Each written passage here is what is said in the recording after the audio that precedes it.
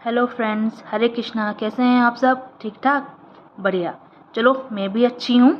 And वही बात जो मैं हमेशा कहती हूँ, पहले बोल देती हूँ, चैनल को सब्सक्राइब नहीं किया है तो कर लो।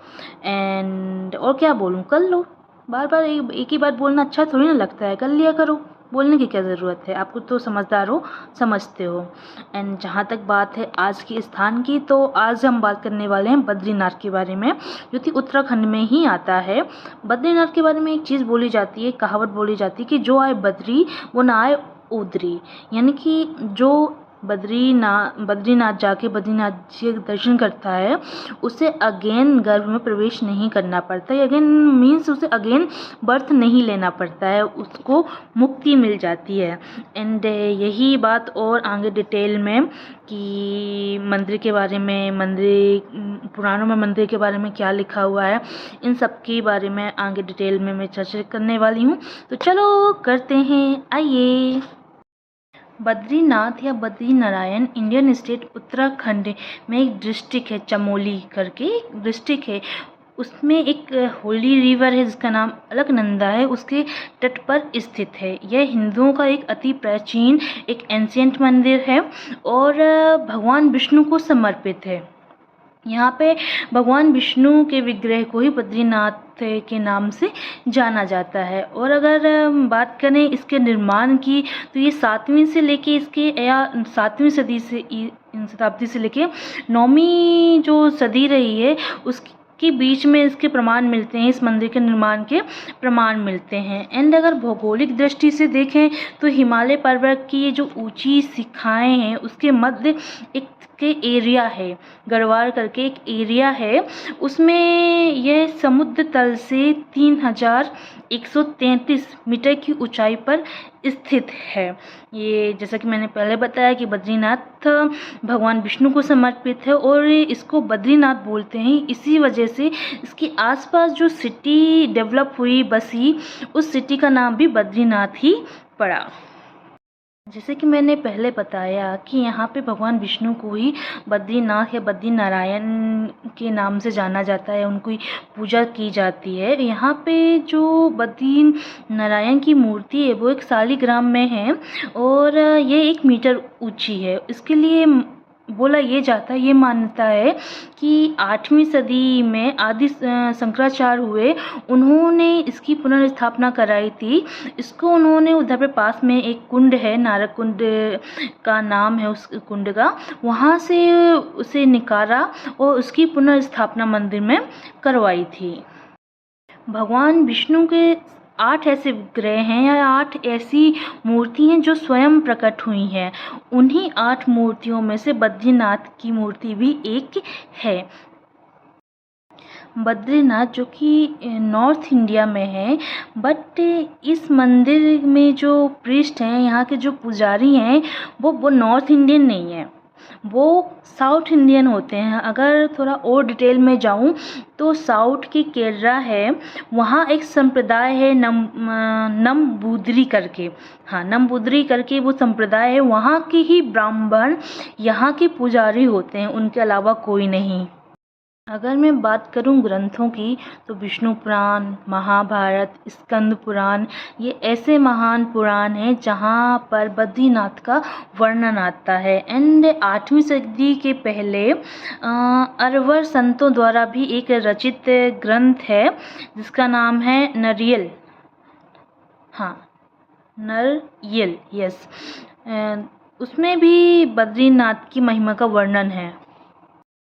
यदि एक संकल्पना की बात और करें तो बद्रीनाथ को बद्री विशाल के नाम से भी जाना जाता है और इसमें 4 मंदिर और ऐड होते हैं जो इस प्रकार से हैं: योगध्यान बद्री, वृद्ध बद्री, आदि बद्री एंड भविष्य बद्री।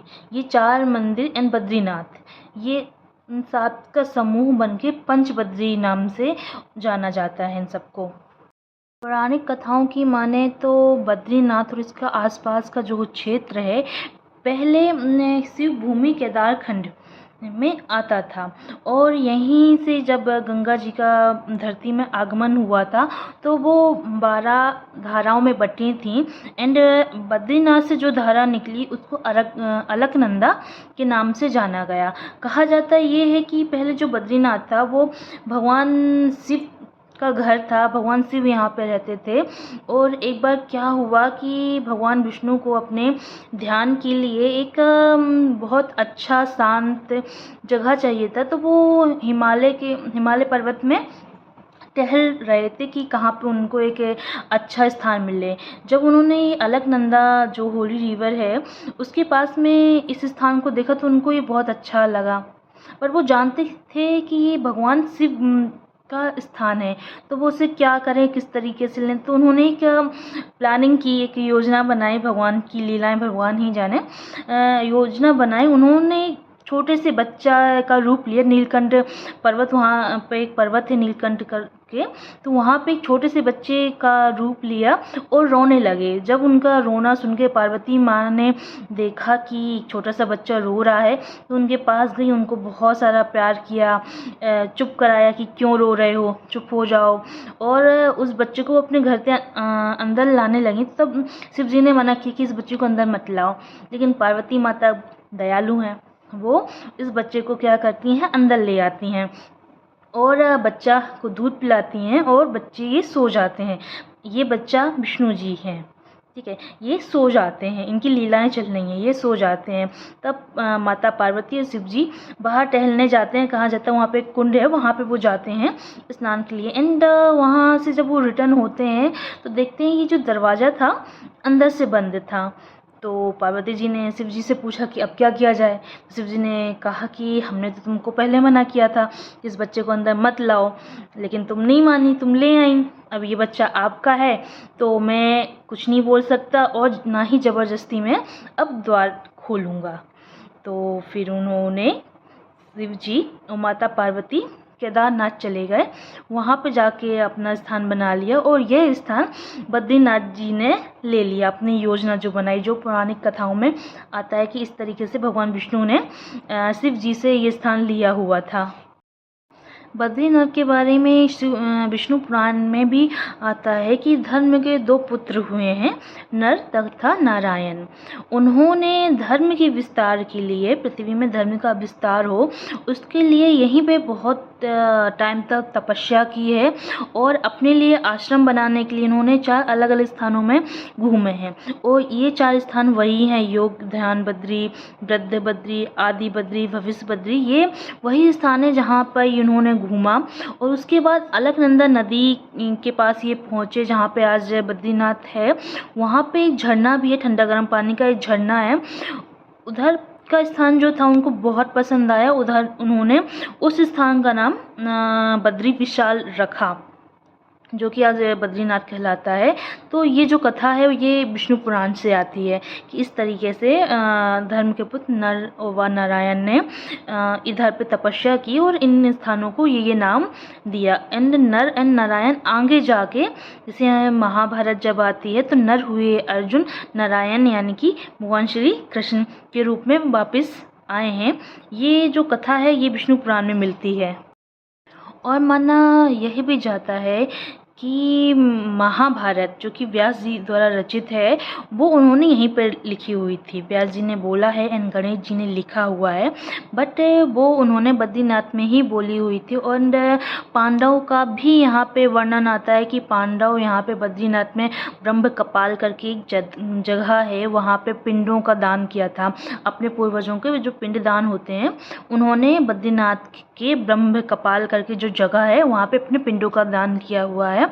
और आज भी वहाँ कई लोग श्रद्धालु वहाँ पे जाके अपने जो पूर्वज रहे हैं उनके होते हैं उनका पिंडदान यहाँ पे करते हैं। बद्रीनाथ के लिए एक बहुत पुरानी कहावत है कि जो आए बद्री वो ना आए ओद्री, यानी कि बद्रीनाथ आके अगर कोई दर्शन कर लेता है तो उसे गर्भ में अज्ञान प्रवेश नहीं करना पड़ता, मतलब वह मोक्ष को प्राप्त होता है, उसे बार बार जन्म नहीं लेना पड़ता है। एंड बद्रीनाथ का वर्णन पद्म पुराण में भी आता है कि यह आध्यात्मिक नीतियों के लिए बहुत अच्छा है, बहुत सही जगह है। ये पद्म पुराण में बद्रीनाथ के लिए लिखा हुआ है कि बद्रीनाथ जो है वो आध्यात्मिकता के लिए बहुत सही है। एंड हिंदू धर्म में ये माना जाता है कि इंसान को कम से कम अपनी लाइफ टाइम में 2 बार बद्रीनाथ ज़रूर आना चाहिए। साथ में भागवत पुराण में भी बद्रीनाथ का वर्णन आता है।